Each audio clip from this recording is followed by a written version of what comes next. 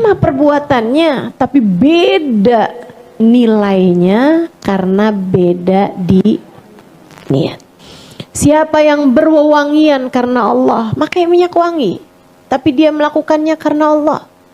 Mau menghadap Allah, mau sholat, wangi-wangian dulu Mau ngajar, wangi-wangian dulu Kenapa gitu?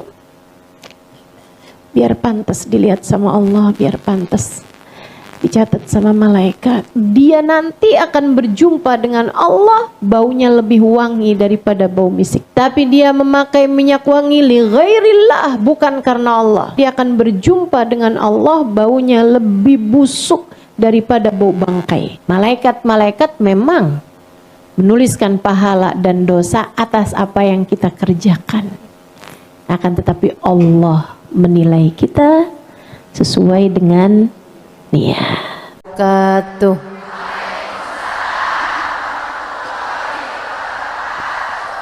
Alhamdulillah, wassalatu wassalamu ala rasulillah Muhammad ibn Abdillah wa ala alihi wa sahbihi wa man walah. Subhanaka la ilma lana illa ma 'allamtana innaka antal alimul hakim. Rabbi shrah li sadri wa yassir li amri wahlul 'uqdatan min lisani yafqahu qawli. Amma ba'du. Kita awali kajian kita dengan kita membaca niat belajar bersama-sama. Bismillahirrahmanirrahim. Nawaitu ta'allum wa ta'lim wan naf'a wal intifa' wal mudzakarah wat tadhkir wal ifadah wal istifadah wal hitha 'ala tamassuk bi kitabillah wa sunnati rasulillah sallallahu alaihi wa alihi wasallam wad du'a ilal huda wad dilalata 'alal khair ibtigha'a mardatih wa qurbih wa thawabih wa husnil khatimah ma'al lutfi wal afiyah wa salahil aqibah birahmatika ya arhamar rahimin. Ila hadratin Nabi Muhammad sallallahu alaihi wasallam wa alihi washabihi wazwajudurati wa ahli baiti wasallim wa jamil anbiya wal mursalin wal qawni ajma'in wa khususan sayyidil muhajirin Ahmad bin Isa fakil muqaddam Muhammad bin Ali Balawi sayyidil Habib Abdurrahman Asgaf sayyidil Hafidullah bin Abu Bakar al-Aidarus fakhril wujud Asy-Syaikh Bakar bin Salim sahib ratib Habibullah bin Al-Haddad Ahmad bin Zainal Habsyi wa Alamul Habsyi wa jami' sadatina ali abi alawi ajma'in anna Allah yaghfir lahum wa yarhamuhum wa ya'li darajatin bil jannah wa yanfa'una barakatihim wa asrarihim wa anwarihim wa ulumihim wa nafahatihim fid din wad dunya wal akhirah. Al-Fatihah. Mari kembali memperbaharui niat. Mari kembali memperbaiki niat-niat kita. Kenapa gitu? Sebab seperti yang disampaikan baginda Nabi Muhammad, innamal a'malu binniyat. Segala perbuatan tuh sesuai dengan niatnya. Termasuk atau bahkan yang utamanya adalah niat hidupmu mau buat apa. Saya ingin mengingatkan diri saya sebelum kepada yang lain-lain untuk kembali meluruskan niat-niat kita di sisa hidup kita itu mau buat apa gitu. Karena ternyata teman-teman, apapun yang kita lakukan semuanya itu tergantung dari niatnya. Dan juga ternyata bukan hanya kita yang dapat berkah atas niat baik kita, akan tetapi bahkan sampai ke anak cucu keturunan. Saya teringat sebuah kisah tentang seorang raja dari kabilah Tabaiyah, namanya Tabban As'ad. Dari niannya Tabaiyah ya, itu adalah raja-rajanya Yaman di zaman sekitar 200-300an tahun sebelum kelahiran baginda kita Nabi besar Muhammad. Ada raja besar dari Yaman namanya Tabban As'ad. Satu waktu beliau mengadakan safari perjalanan keliling-keliling negara. Berbagai negara dikunjungin. Sebagai seorang raja besar yang punya daerah kekuasaan yang sangat besar, dia merasa layak dimuliakan dimanapun saja dia berada. Dan memang Tiap kali berkunjung ke sebuah negara, dia selalu dimuliakan. Disajikan jamuan-jamuan, disiapkan tempat-tempat tinggal, bahkan dibacakan puisi-puisi, pujian, bahkan disampaikan tari-tarian daerah setempat, lagu-lagu daerah setempat, kan seperti itu apabila raja-raja berkunjung. Kecuali ketika dia sampai di Mekah. Ketika dia sampai di Mekah, tidak ada sambutan, tidak ada jamuan, sehingga mereka harus mempersiapkan semuanya sendiri. Sebagai seorang raja yang sangat terkemuka, dia merasa tersinggung atas perlakuan orang Mekah ini.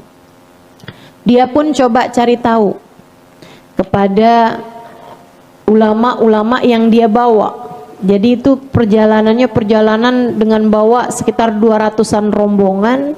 Di antara mereka ada panglima perang dan seterusnya, ada menteri-menterinya dia, dan juga ada beberapa ulama-ulama yang mengikuti ajaran agama yang telah ada, baik ulama Yahudi maupun ulama Nasrani pada masa tersebut.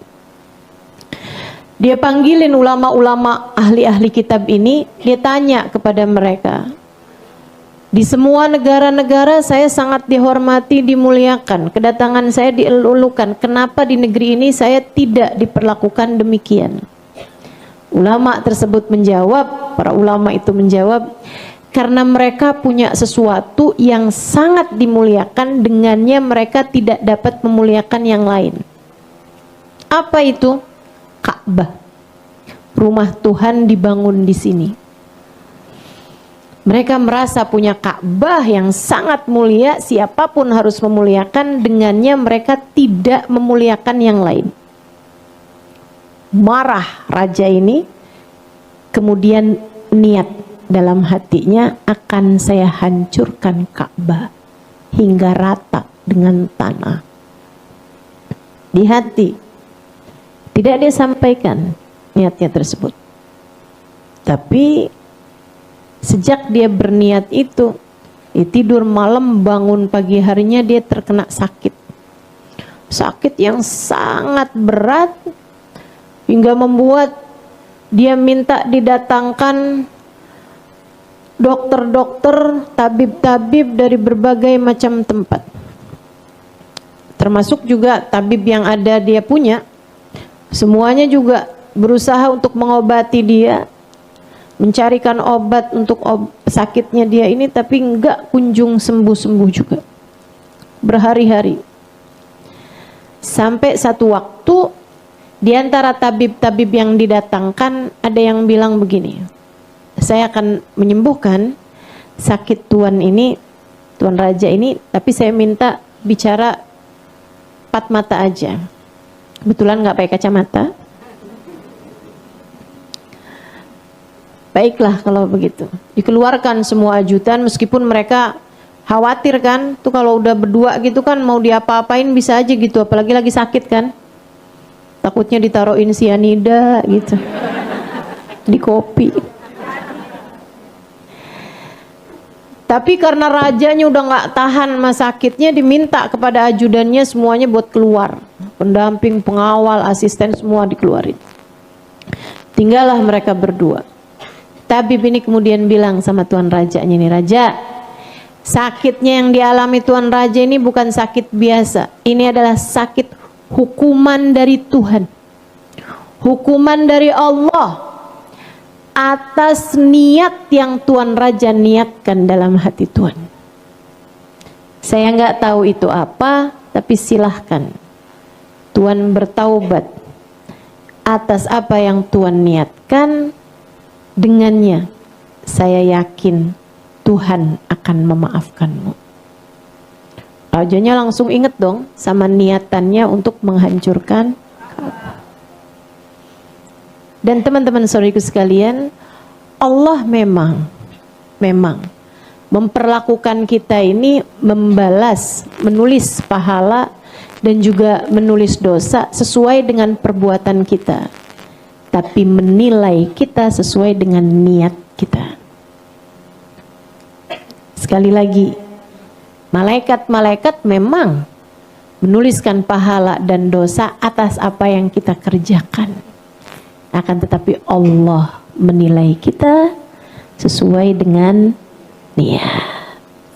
Apapun, kamu mau nikah niatnya apa, ngerjain apapun, itu Allah nilai sesuai dengan niat. Bahkan saya ngajar perbuatan baik, menyampaikan ayat, menyampaikan Quran, menyampaikan pesan-pesan Allah, tapi Allah yang tahu apa niat saya. Allah menilai atas apa yang saya niatkan. Jika di dalamnya ternyata hanya sekedar keinginan-keinginan duniawi, ia menjadi tak bernilai sama sekali. Semuanya tergantung dari niat, teman-teman. Dan masalahnya niat ini yang tahu Allah. Niat yang tahu Allah. Jangankan hajat-hajat besar, urusan-urusan besar, bahkan sekedar berwewangian. Kata Nabi Muhammad, man tatayyaba lillah laqiyallah wa rihuhu atyab minal misik, wa man tatayyaba li ghairillah laqiyallah wa rihuhu antan minal jifah. Siapa yang berwewangian karena Allah, pakai minyak wangi, tapi dia melakukannya karena Allah.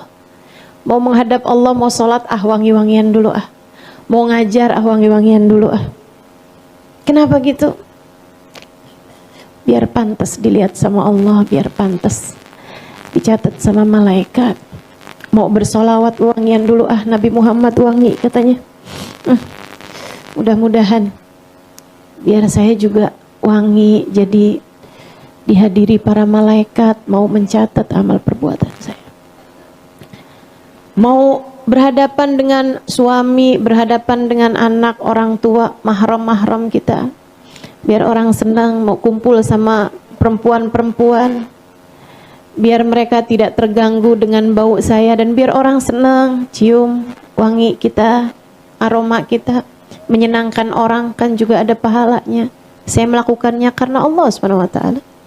Laqiyallahu wa rihuhu atyab minal misik, dia nanti akan berjumpa dengan Allah, baunya lebih wangi daripada bau misik, bau kasturi.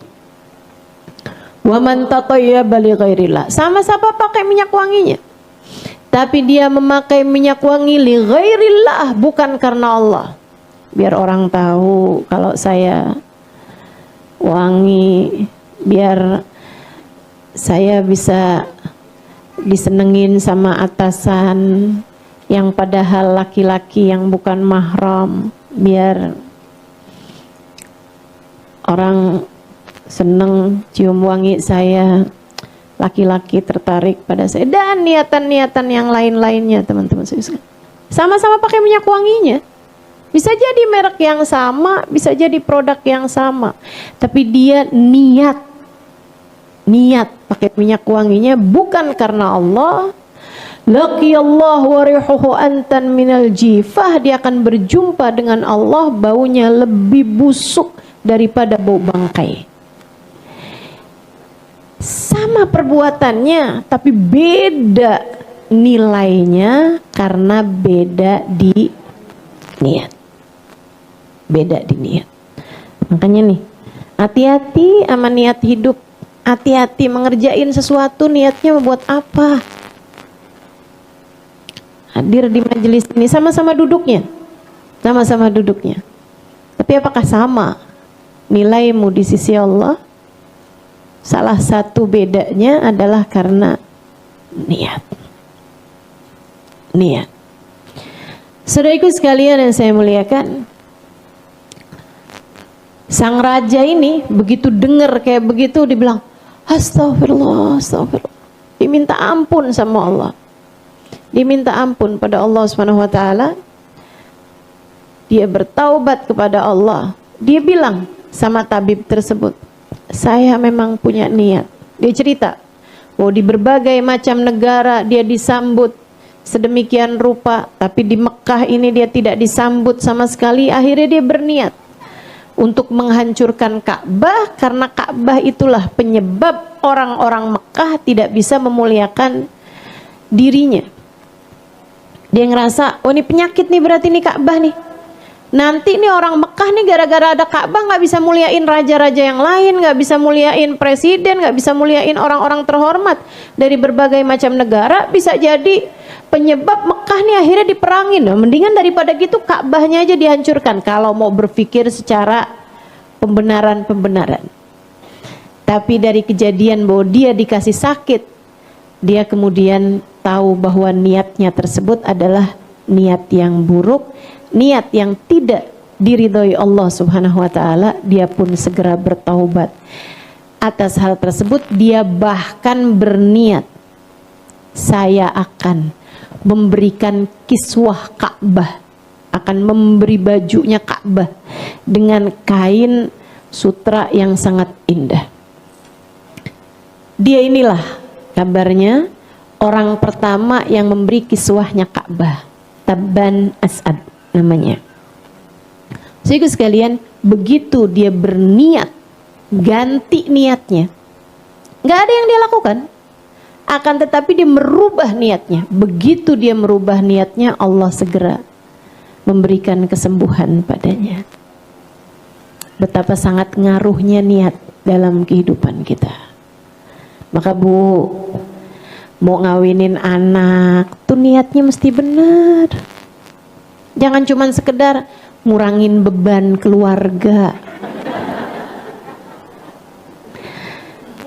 Jangan cuman sekedar mumpung ada yang lamar anak saya, alhamdulillah orang kaya. Jangan begitu niatnya. Kalau udah niatnya jelek tuh liatin aja nanti. Jelek semua. Kenapa gitu? Karena Allah menilai sekali lagi dari innamal a'malu binniyat, kata Nabi, wa innamal likulli imri'in ma nawa. Setiap orang hanya akan diberi sesuai dengan niatnya. Kamu hanya akan diberi sesuai dengan niatmu. Saya hanya akan diberi sesuai dengan niat saya. Kita semua nih dikasih sama Allah tuh nilai, apakah kita dicinta, apakah kita dimurka, apakah kita disayang, apakah kita dibenci, apakah kita diperhatikan, apakah kita dicuekin sama Allah Subhanahu wa taala. Semuanya tergantung dari niat-niatan yang ada di dalam hati kita. Kamu mau nyari apa dalam hidup? Ini yang harus kita pertanyakan. Hidupmu nih, sisa hidupmu nih, yang entah sisa berapa tahun ini teman-teman. Bahkan mungkin ada di antara kita yang hidupnya sisa berapa bulan, wallahu a'lam. Tapi yang pasti, berapapun aja sisa umurmu yang tersisa, tanyakan kepada dirimu, kamu hidup untuk apa? Karena nilaimu sekali lagi hanya akan Allah berikan sesuai dengan niatanmu itu. Pastikan niatmu dalam hidup lillah wali rasulih, untuk Allah dan untuk kekasihnya baginda Nabi besar Muhammad. Teman-teman sekalian saya muliakan, akhirnya nih si Tabban As'ad ini memutuskan untuk udah sembuh, udah sehat, dia beri kiswahnya Ka'bah, dia kemudian melanjutkan perjalanan. Nah, mau pulang ke Yaman itu juga dia singgah di Yathrib. Kita tahu Yathrib ini adalah Madinah sekarang ini ya. Niyatuhu saluhat a'maluhu la mahala. Orang kalau niatnya bagus, pasti amal perbuatannya bakal bagus. Wa man sa'at niyatuhu sa'at a'maluhu la mahalah wa in kanat fi suratihi hasanah. Kata beliau, siapa yang jelek niatnya, bakalan jelek pula perbuatannya walaupun kelihatannya bagus. Jadi orang sedekah, tapi sedekahnya enggak lillah, itu pasti bakalan jelek tuh sedekahnya. Lihatin aja. pasti ada aja hal-hal yang tidak baik dalam sedekahnya tersebut karena niatnya tidak lillah. Makanya kalau ada sesuatu hal kok jadinya nggak bagus, saya tahu nih, ini ada yang nggak bagus nih di niat saya nih. Karena kalau niatnya bagus pasti bagus dah.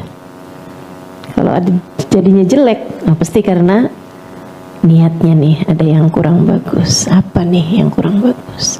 Benerin dulu niatnya, insya Allah semuanya bakalan jadi bagus. Rombongan Tabban As'ad mau pulang ke Yaman lewatin Yathrib.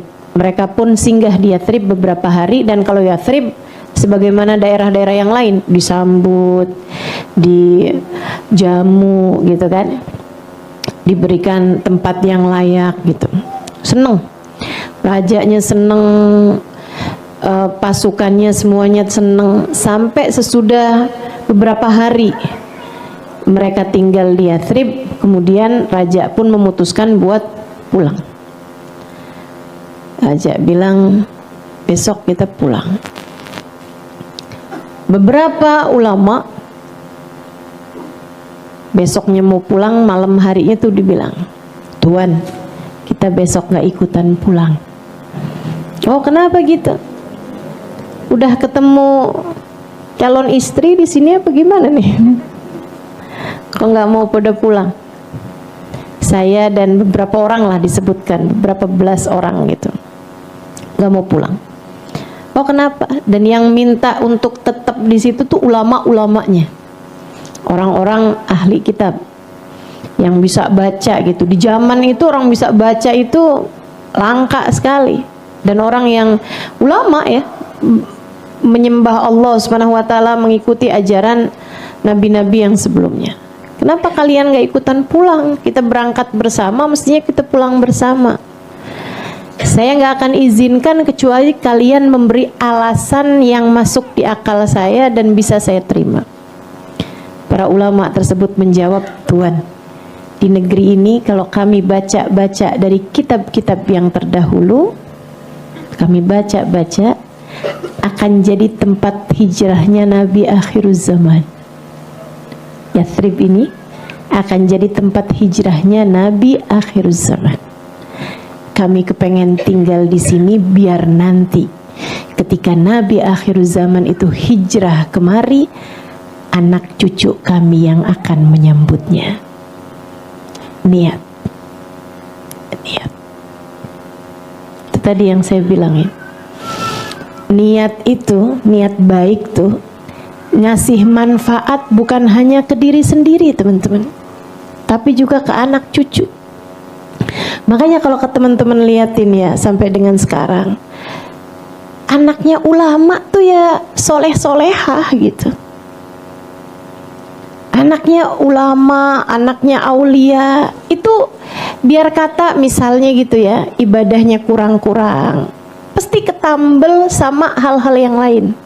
Hatinya baik-baik, gitu kan? Kenapa bisa begitu? Niat baik orang-orang tuanya. Niat baik orang-orang tuanya. Wah, pantesan ya Ustazah, saya kok susah jadi baiknya nih karena bapak saya bukan ulama, kakek saya bukan aulia. Nah, kalau kamu ngerasanya kayak begitu, kamu harus jadi baik biar anak cucumu nanti merasakan nikmatnya jadi cucunya orang soleh. Biar anak-anakmu ke bawah ngerasain nikmatnya jadi cucunya orang-orang yang punya niat-niat yang bagus. Sebab yang namanya niat tuh ngaruh banget teman-teman. Itu sebabnya kenapa orang Madinah gampang banget diajakin Islamnya. Itu karena kakek-kakeknya tuh, kakeknya 200 tahun, 300 tahun sebelum terutusnya baginda Nabi besar Muhammad sudah punya niatan baik bahwa tempat ini akan jadi tempat hijrahnya Nabi akhiruz zaman. Kami ingin, kami berharap, kami berniat, kami akan tinggal di sini agar nanti ketika nabinya datang kemari, anak cucu kami yang akan menyambutnya. Kata rajanya, alasan kalian saya terima. Saya izinkan kalian gak ikutan pulang barengan sama saya, dan saya akan kirimkan bantuan-bantuan pada kalian biar kalian bisa hidup mapan di sini sebagai ulama-ulama saya. Baik hatinya rajanya, dia malah kemudian bikin surat. Besok paginya ketika dia pulang, dia titipkan suratnya kepada pimpinan ulama yang tadi malam menghadap sama dia itu. Isi suratnya, min Malik Yaman Tabban As'ad, dari Raja Yaman Tabban As'ad, ila Nabi akhir zaman, kepada Nabi akhir zaman. Dia bilang, saya tidak berjumpa denganmu sebab saya tak hidup bersama denganmu. Namun andai, niat nih sekali lagi nih, andai saya hidup sezaman denganmu, wahai Nabi akhir zaman, kepadamu aku akan menjadi sahabat ataupun kerabat. Maksudnya andai aku hidup bersama denganmu, saya akan membelamu habis-habisan, saya akan berada di belakangmu, saya akan menjadi sahabatmu atau saya akan menjadi kerabatmu. Gulung surat itu disampaikan kepada pimpinan ulama yang dia tinggalkan. Dia jadikan surat itu sebagai wasiat. Ketika dia mau meninggal dunia, dikasihkan kepada anaknya. Anaknya ketika mau meninggal dunia, kasihkan kepada cucunya, terus ke bawah, sampai beratus tahun kemudian, saat Nabi Muhammad datang hijrah bersama dengan Sayyidina Abu Bakr Siddiq alaihi ridwanullah. Nabi berangkat setahun sebelumnya, itu orang-orang Yathrib datang berkunjung kepada Nabi Muhammad untuk membaiat. Setahun sebelumnya lagi, berarti 2 tahun sebelum itu, datang beberapa rombongan orang Yathrib, nggak tahu-tahu tentang Islam. Mereka datang untuk haji. Haji tahun itu ada banyak banget orang-orang kafir Quraisy ngasih pengumuman, hati-hati sama seseorang bernama Muhammad, dia tukang sihir paling hebat. Kalian kalau tawaf jangan sampai kedengeran mantra-mantranya. Saya sarankan sumbat aja telinganya. Sehingga sekitar 17 orang. Mereka sampai-sampai dari ketakutannya terhadap pengumuman-pengumumannya kafir Quraisy ini ya, pemuka-pemuka Quraisy, sampai benar-benar ganjelin telinga mereka pakai kapas, pakai kain gitu. Sampai ketika mereka berangkat tawaf. Tapi subhanallah ya, memang dari sini nih saya tidak takut terhadap pembulian ataupun fitnahan. Kenapa gitu? Justru itu adalah sarana buat promosi sebenarnya. Karena Nabi Muhammad ketika dibegitukan, orang malah tambah penasaran, mana sih yang namanya Muhammad? Malah jadi tambah pengen tahu gitu. Sampai ketika Nabi Muhammad datang, nah ini kan dalam pikiran mereka kan, tukang sihir paling hebat, mantranya paling kuat gitu kan. Orang ngebayangin tukang sihir pasti jelek, nyeremin, betul gak? Sampai ketika Nabi Muhammad masuk buat tawaf. Nabi ketika masuk buat tawaf, teman-teman, seorang diantara mereka, orang kafir Quraisy, Muhammad, hati-hati. Mereka kan ngelirik kan, oh cakep gitu ya. Man ra'ahu badihatan habbah, dalam Maulid Ad-Dibai disampaikan, orang tuh kok pertama kali lihat Nabi Muhammad langsung karismanya Nabi itu membuat mereka terkesima gitu. Cahayanya Nabi Muhammad membuat mereka menundukkan kepala.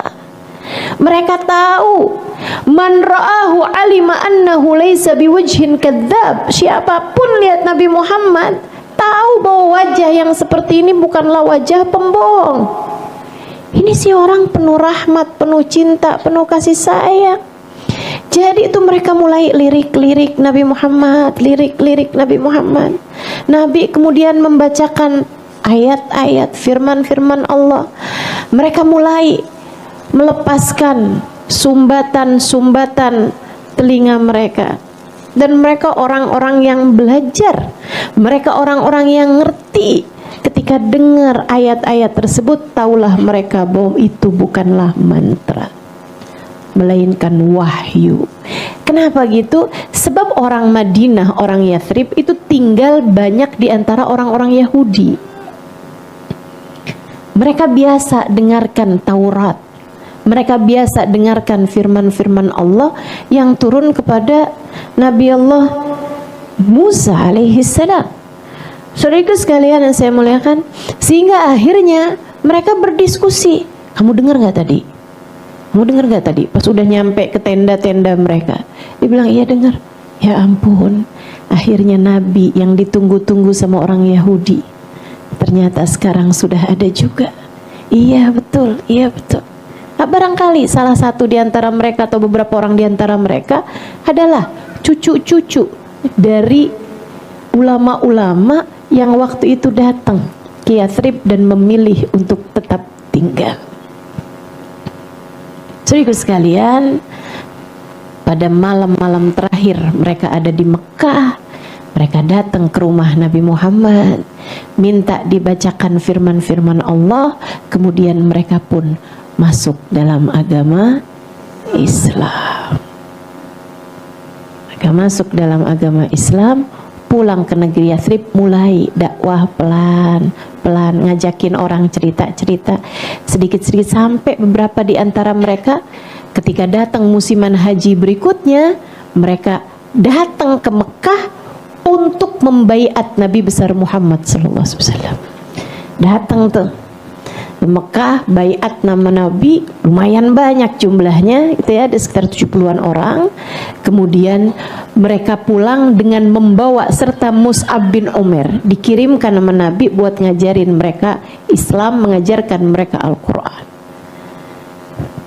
1 tahun kemudian Yathrib sudah menjadi daerah dengan mayoritas sudah masuk ke dalam agama Islam, menanti-nantikan kehadiran Nabi besar Muhammad.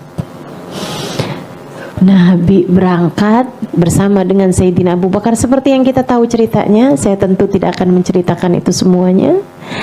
Sayyidina Abu Bakar itu orang Yathrib udah dari beberapa hari sebelumnya nungguin kapan nih nabinya datang, kapan. Katanya nabinya udah berangkat loh, kok nggak nyampe-nyampe ya, nggak nyampe-nyampe, udah pada istilah orang kampung nih udah ngelabur rumahnya, udah pada rapi-rapiin rumah. Kan Nabi belum punya rumah, siapa tahu di rumah saya, siapa tahu di rumah saya mah gede, kayaknya di rumah saya dah. Semua berharap-harap sampai ketika Nabi Muhammadnya beneran datang, itu mereka semuanya keluar dari rumah, mereka menyambut baginda kita Nabi besar Muhammad sallallahu alaihi wasallam. Anak-anak, perempuan-perempuan, mereka udah dari beberapa hari sebelumnya mempersiapkan lagu-lagu, mempersiapkan syair-syair menyambut kehadiran baginda kita Nabi besar Muhammad sallallahu alaihi wasallam. Mereka kebanyakannya belum pernah lihat dong Nabi Muhammad. Karenanya Sayyidina Abu Bakar, waduh gimana nih? Ini kan kita berdua nih, orang belum tahu siapa yang Nabi Muhammad. Sama Sayyidina Abu Bakar, Nabi Muhammadnya ditutupin kain surbannya Sayyidina Abu Bakar. Dia jadi kayak pengantin, gitu kan? Sampai ketika udah masuk di antara orang-orang semuanya nih, masuk kotaknya udah ada di antara mereka, tengah-tengah mereka, dibukalah tudung tersebut, taulah mereka itulah Nabi besar Muhammad sallallahu alaihi wasallam. Masya Allah, mereka bergemuruh mengumandangkan ucapan selamat datang. Syairnya ditulis sama seorang perempuan. Saya rasa ini adalah syairan yang paling terkenal sampai dengan sekarang. Kenapa bisa begitu terkenal sampai dengan sekarang? Pasti karena bagusnya niat ketika menuliskan syair-syair tersebut. Begitu datang Nabi Muhammad, perempuan, laki-laki semuanya bergemuruh. Tala'al badru alaina min thaniyatil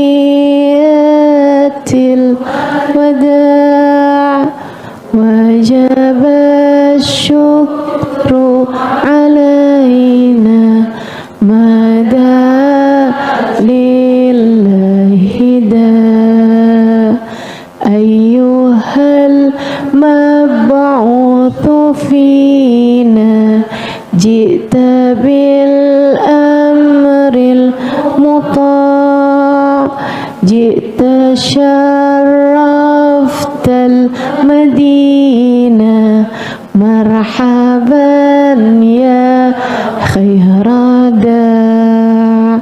Tala'al badru alaina, purnamanya sudah datang kepada kami. Min thaniyatil wada, dari arah bebukitan kota Mekah. Wajib syukru alaina, kita harus mensyukurinya. Mada alillahi da, sebab dia akan mengajak kita ke jalan Allah. Ayyuhal mab'uthu fina, wahai yang terutus kepada kami. Jita bil amril muta, engkau datang membawa syariat yang siap akan kami patuhi. Niat lagi tuh. Nabinya baru datang, tapi kami akan siap taat kepadamu wahai Rasulullah. Kami berniat taat padamu. Jita syarraftal Madinah, engkau datang memuliakan kota kami ini. Dari situ tuh awal mula disebut Yathrib dengan nama Madinah. Madinah. Sejak itu orang bilang, saya mau ke kota. Kota apa? Kotanya Nabi Muhammad sallallahu alaihi wasallam. Jita syarraftal Madinah marhaban ya khairada. Selamat datang wahai seindah-indah penyeru kepada kebaikan. Saudara sekalian, asik Nabi. Tiap kali lewat nih, ya Rasulullah, di rumah kami wahai Rasul, silakan ke rumah kami wahai Rasul. Tafadhalu indana Rasulullah, silakan ke rumah kami wahai Rasulullah. Engkau kan belum ada rumah Rasul. Rumah saya besar Rasulullah, rumah saya udah saya bagus-bagusin Rasul. Semua orang pada berharap-harap Nabi Muhammad akan datang dan tinggal di rumah dia. Nabi kemudian bilang, kata Nabi Muhammad, khallu sabilaha fa innaha ma'murah. Ini indah banget sih menurut saya. Kata Nabi Muhammad, khallu sabilaha fa innaha ma'murah. Biarkan jalan unta saya, dia diperintah oleh Allah akan berhenti di mana. Unta loh ini, unta loh. Tapi masalahnya bukan untanya, masalahnya siapa yang ada di atas unta. Untanya siapa? Kamu orang, saya juga. Masalahnya bukan pada kamu siapa, tapi masalahnya kamu hidupnya buat apa? Di hatimu ada siapa? Unta ketika jadi miliknya Nabi Muhammad, ketika erat hubungannya sama Nabi Muhammad, ketika Nabi Muhammad yang ada di atas punggung unta tersebut, ia menjadi makmurah, diperintah langsung oleh Allah Subhanahu wa taala. Kamu kalau dalam hatimu ada Nabi Muhammad, dirimu akan menjadi seseorang yang dipandang oleh Allah, menjadi seseorang yang makmurah minallah, diperintah oleh Allah Subhanahu wa taala. Kamu jadi tahu harus berbuat apa, kamu jadi tahu harus belok kemana, kamu jadi ngerti harus ngomong apa, kamu jadi faham gimana cara ngadepin anakmu, gimana cara ngadepin suamimu, kamu jadi faham harus berbuat apa, memilih apa dalam segala keadaan. Kenapa gitu? Karena ada Nabi Muhammad, ada cahayanya Allah di dalam hatimu itu. Khallu sabilaha fa innaha makmurah. Jadi kita paham nih dari sini nih, kenapa ya saya sering bingung dalam kehidupan. Gak ada Nabi Muhammad dalam hatimu sepertinya. Kurang cahaya dalam hatimu. Cahayanya dapatnya di mana? Cahaya Allah, bagindamu Nabi besar Muhammad. Begitu ada cahaya Allah dalam hatimu, kamu gak akan bingung-bingung lagi.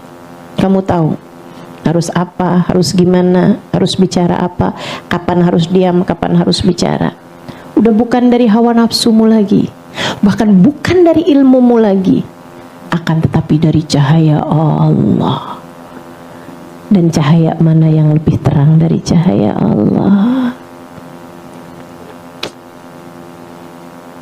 Benerin niat, pastikan ada Nabi Muhammad dalam hatimu. Bener dah pasti hidupnya, dah pasti bener hidupnya. Akhirnya sejak Nabi Muhammad bilang khallu sabilaha fa innaha ma'murah, udah nggak ada lagi dah yang mempersilahkan Nabi untuk ke rumah saya aja Rasul, ini rumah saya Rasul, nggak ada lagi. Tinggal sekarang deg-degan. Tiap Nabi Muhammad lewat depan rumahnya, ya Allah mudah-mudahan untanya berhenti nih, untanya berhenti. Pas lewat, ya sebelahnya nih, rumah saya berhenti 1, 2, 3, 4, 5. Ya nggak berhenti, lewat lagi. Sampai ketika lewat rumahnya Abu Ayyub Al-Ansari. Ketika lewat rumahnya Abu Ayyub Al-Ansari, malah Abu Ayyub pikirnya kayak begini, nggak mungkin berhenti di rumah saya. Kenapa gitu? Saya punya banyak anak kecil, rumah saya juga nggak seberapa besar, lagi pula siapa saya sampai Nabi Muhammad mau berhenti di rumah saya. Kabarnya ketika Allah melihat ketawaduan hati Abu Ayyub, man tawadhu rafa'ahullah, siapa yang tawadu Allah menaikkannya di sisinya. Ketika Allah lihat hati Abu Ayyub merasa diri bukan sesiapa, Allah kemudian memberhentikan untanya Nabi besar Muhammad SAW. Abu Ayyubnya begitu ngelihat Nabi Muhammad berhenti, bingung dia. Nabi Muhammad berhenti di rumah saya. Ya Allah. Dia langsung masuk ke dalam rumahnya. Dia bilang sama istrinya, Nabi Muhammad berhenti di rumah kita. Anak-anak, Nabi Muhammad berhenti di rumah kita. Anak-anaknya ada bayi, ada segala macam. Katanya Abu Ayyub bilang sama istrinya gitu kan, ayo nih cepetan, yang berantakan di atas cepetan turunin ke bawah, rumahnya tingkat. Dia pikir pasti Nabi Muhammad mau di atas kan, pasti Nabi Muhammad harus di atas, nggak mungkin Nabi Muhammad di bawah kan. Jadi yang berantakan tuh semuanya ditaruhin di bawah semuanya. Nabinya, ini rumahnya siapa nih? Abu Ayyub Rasulullah. Mana orangnya? Mana dia Abu Ayyub? Panik. Emang tuh panik banget tuh. Saya tahu tuh rasanya Abu Ayyub tuh. Pernah soalnya rumah saya kedatangan secara mendadak guru saya, ya ampun paniknya. Yang berantakan di luar saya masukin ke dalam kamar.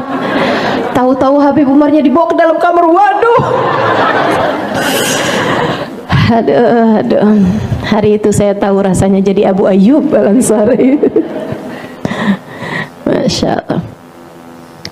Nabi Muhammad, Abu Ayyub keluar. Rumah saya Rasul, rumah saya Rasulullah. Silakan Rasul, naik ke atas. Kata Nabi Muhammad, Abu Ayyub boleh nggak saya ada di bawah? Kenapa gitu Rasul? Kan saya baru datang Abu Ayyub, kesian yang pada pengen jenguk, banyak diantara mereka orang tua-tua, kesian kalau suruh naik. Iya Rasul, masuk lagi. Tuh yang berantakan taruh naik ke atas. Waduh, luar biasa.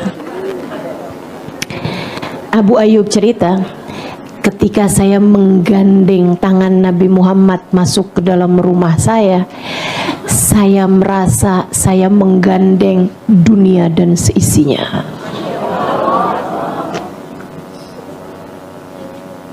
Masya Allah.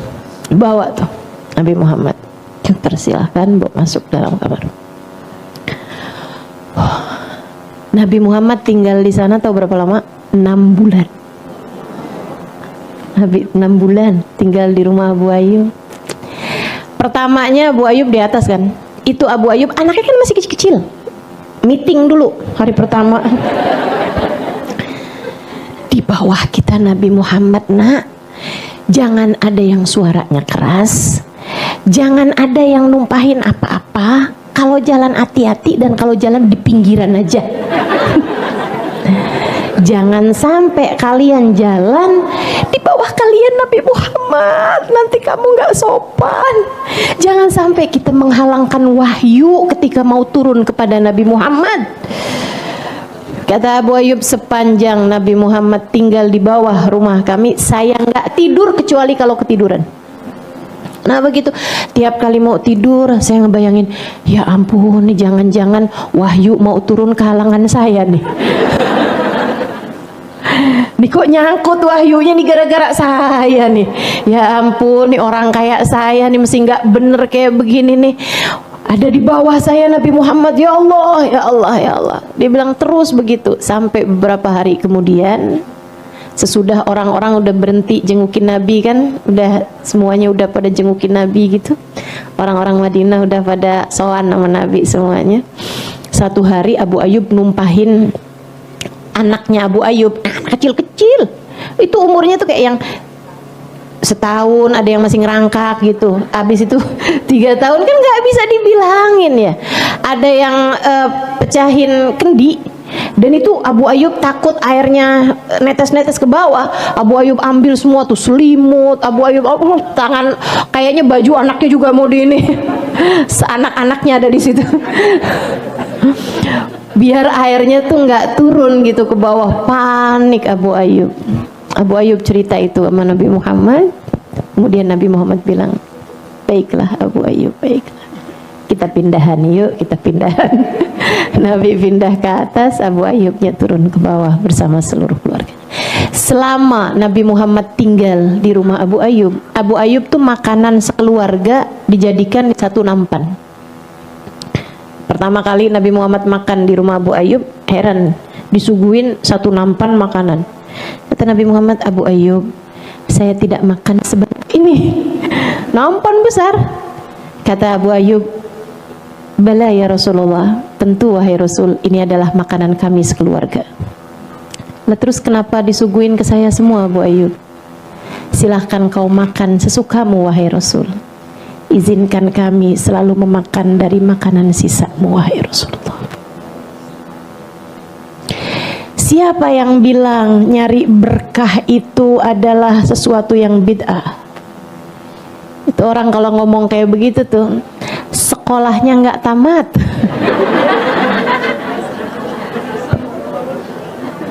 Kayaknya dia DO itu ya. Kalau belajarnya lama, belajarnya tamat, dia akan tahu kayak apa para sahabat dalam urusan nyari berkah kepada baginda Nabi besar Muhammad. Dan itu tuh bahkan bukan sesuatu hal yang harus diajarin. Abu Ayyub nggak belajar loh teman-teman. Abu Ayyub nggak belajar, nggak ada gitu Mus'ab bin Umair bilangin gitu. Nanti ya siapapun aja yang rumahnya ketempatan Nabi, kalau makan tuh dijadiin satu nampan. Nggak ada yang ngajarin. Gak ada yang ngajarin. Nanti siapapun yang rumahnya ditempatin sama Nabi, jalannya di pinggiran aja, biar jangan sampai menghalangi wahyu turun. Gak ada yang ngajarin. Tapi hati yang cinta, hati yang hormat, ngerti bagaimana cara menghormati orang lain. Hati yang penuh hormat, hati yang penuh cinta, faham ekspresi cinta. Biasa aja itu. Orang tuh kalau cinta, cintanya ditambah dengan hormat pasti bakal begitu. Pasti bakal begitu. Saudariku sekalian, jangankan makanan minuman bekasnya Nabi Muhammad, bahkan minuman makanan bekasnya orang Islam, bekasnya orang soleh. Kata Nabi Muhammad alaihissalam, su'rul mu'min dawa. bekas minumnya orang soleh itu adalah obat. Saya ingat zaman saya nyantri di Sarang, Pondok Pesantren Al Anwar. Saya ingat dulu, saya satu-satunya syarifah di pesantren tersebut. Saya satu-satunya syarifah yang ada di pesantren tersebut. Tapi sejak saya dengar, jadi saya dikasih banyak kelonggaran, termasuk diantaranya adalah untuk masuk ke rumahnya Mbah Mun, rumah dalam, kapanpun saya mau. Di saat santri-santri nggak bisa gitu. Jadi saya kalau ngantri, kepanjangan ngantrinya nih, saya masuk aja ke kamar tamu gitu, untuk pakai kamar mandinya tamu. Memang diperkenankan oleh Kiai Haji Maimun Zubair dan oleh Bu Nyai dan semuanya gitu ya. Pokoknya Syarifah kalau kamar mandi kesini aja, nggak usah ngantri kayak teman-teman yang lain. Syarifah kalau ada pengen makan apa, Syarifah masuk aja. Pokoknya gitu kan. Sedikit sekalian saya muliakan, dan yang sering saya lakukan adalah sesudah saya baca hadis Su'rul Mu'min Dawa, bekas minumnya orang mukmin adalah obat. Saya sering banget kalau habis ada tamu yang di situ ditemuin sama Mbah Mun gitu, ya. Kalau udah Mbah Munnya masuk, tamunya pulang, saya buruan tuh masuk ke situ buat minum bekas minumnya tamu-tamunya Mbah Mun. Saya minumin bekas minumnya. Apalagi bekas minumnya Mbah Mun, bekas minumnya tamu-tamu yang lain-lain juga saya minum. Bismillah, semuanya balik sama niat.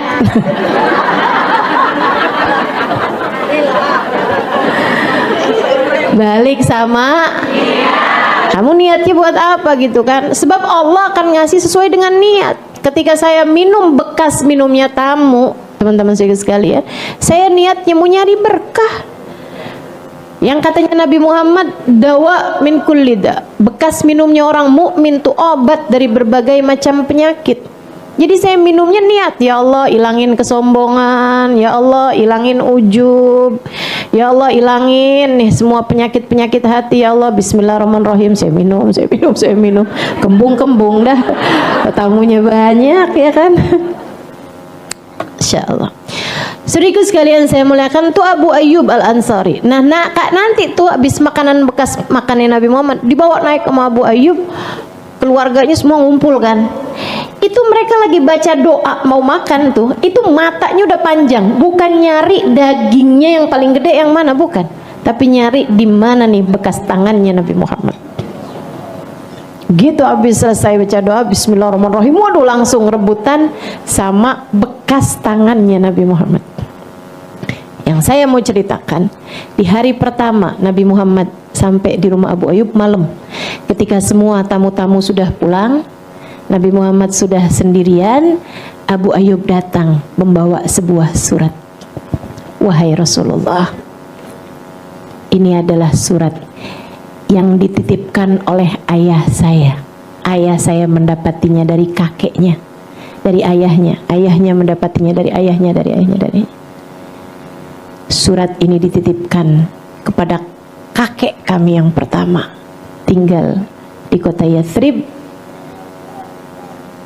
Surat ini berasal dari Raja Yaman, Raja Tabban As'ad, yang dititipkan kepada kakek kami ketika kakek kami memutuskan untuk tinggal di negeri ini, tidak mau pulang karena menunggumu wahai Rasulullah, berharap anak cucunya yang menjadi orang-orang yang menyambutmu ketika datang ke tempat ini, dan saya adalah cucunya. Abu Ayyub, cucunya si pimpinan ulama itu, rumahnya jadi tempat tinggalnya Nabi. Beliau memberikan surat tersebut, Nabi membacanya, kemudian Nabi Muhammad mengatakan, innahu min ahad rufaqai fil jannah, sesungguhnya raja ini dan juga kakekmu ini yang nitipin ini adalah salah satu dari kawan-kawanku kelak di surga. Dia nggak ketemu sama Nabi Muhammad, dia nggak ketemu sama Nabi Muhammad. Kenapa kok bisa tuh jadi salah satu kawannya Nabi? Nggak ketemu dan bukan umat bahkan, bukan umat bahkan. Karena kan yang jadi umat kan sesudah Nabi Muhammad kan jadi umatnya. Ini bukan umat loh, tapi bisa barengan, kata Nabi Muhammad, dia akan menjadi salah satu dari kawanku di surga. Kenapa gitu? Niat. Andai aku hidup sezaman denganmu wahai Nabi Muhammad, aku akan memastikan bahwa diriku akan menjadi kerabat atau sahabat. Kan begitu bilangnya. Subhanallah. Yuk benerin niat. Benerin niat. Pastiin hidupmu nih, di sisa hidupmu mau apa? Mau nyari apa? Saudara sekalian, yang nyari dunia banyak yang kecewa. Yang nyari dunia nih udah banyak banget yang nyari dunia. Ujungnya apa? Ujungnya banyak kecewa, banyak susah, banyak menderita, banyak yang nyesel. Baru dunia sebelum akhirat. Kayak apa nyeselnya di akhirat? Ternyata dunia yang mereka usahakan nggak jadi apa-apa. Yang nyari jabatan banyak yang nyesel. Ya kan begitu? Dunia maupun akhirat. Makanya nih yang mesti diperbaiki nih niatnya nih, niatmu. Kalau Allah kemudian menempatkanmu pada sebuah jabatan, niatmu, hati-hati niatmu. Yang nyari cinta manusia, yang nyari popularitas, kita tahu apakah mereka akan berujung bahagia atau tidak. Kebanyakannya kecewa, teman-teman saya sekalian. Karenanya lebih baik dah di sisa umurmu, pastikan kamu mengejar Allah, mencari-cari ridhonya Allah, mengejar Nabi Muhammad, mencari-cari cintanya Nabi Muhammad. Gak akan pernah kecewa, sebab ujungnya adalah surga. Sebab ujungnya adalah pertemuan dengan sang baginda Nabi besar Muhammad sallallahu alaihi wasallam. Dan itu menurut saya adalah jabatan tertinggi. Jika di hari ketika Nabi Muhammad memegang bendera, di hari ketika Nabi Muhammad menjadi pejabat tertinggi akhirat, liwa'ul hamad biyadi, miftahul jannah biyadi, kunci surga aku yang pegang, kata Nabi. Jabatan apa yang lebih tinggi daripada itu, teman-teman? Kunci surga aku yang pegang. Biyadi liwa'ul hamad, di tanganku ada bendera, bendera pujian namanya. Adam wa man dunahu tahta liwa'i yaumil qiyamah. Nabi Adam dan nabi-nabi yang sesudahnya hanya akan berada di belakang benderaku di hari akhirat nanti. Jabatan apa yang lebih tinggi daripada itu? Jika di hari itu kamu ada dalam rombongan, jika di hari itu kamu bahkan ada di soft-soft terdepan, bukankah itu adalah jabatan tertinggi yang Allah dapat berikan kepadamu? Sesusah apapun kamu di dunia, sesedih apapun hidupmu di dunia, jika ujungnya adalah berada di barisan terdepan dalam rombongan Nabi Muhammad, semuanya pantas untuk kamu lakukan. Itu harga yang worth it, teman-teman saya sekalian. Itu adalah harga yang pantas untuk kamu bayar. Gak ada artinya kesedihanmu di dunia, kesusahanmu di dunia, pengorbananmu di dunia, perjuanganmu di dunia, jika ujungnya adalah kamu dapat melihat senyum indahnya Nabi besar Muhammad. Maka sisa hidupmu kejarlah Nabi Muhammad.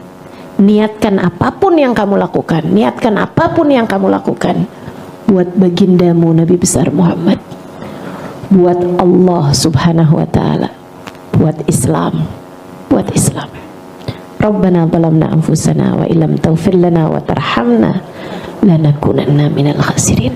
Rabbana atina fid dunya hasanah fil akhirati hasanah wa qina adzabannar.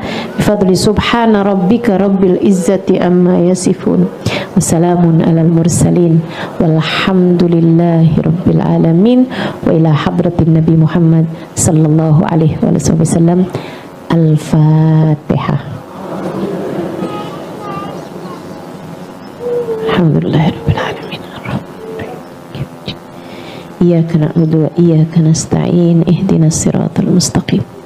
Siratal ladzina an'amta 'alaihim ghairil maghdubi 'alaihim ولا الضالين آمين. اللهم بحق الفاتحة بحرمة الفاتحة بركة الفاتحة تفتح لنا أبواب الخير، تعاملنا معاملة أهل الخير، تكفينا من جميع الفتن والمهن بؤس وضير، إنك ولي كل خير متفضل بكل خير برحمتك يا أرحم الراحمين.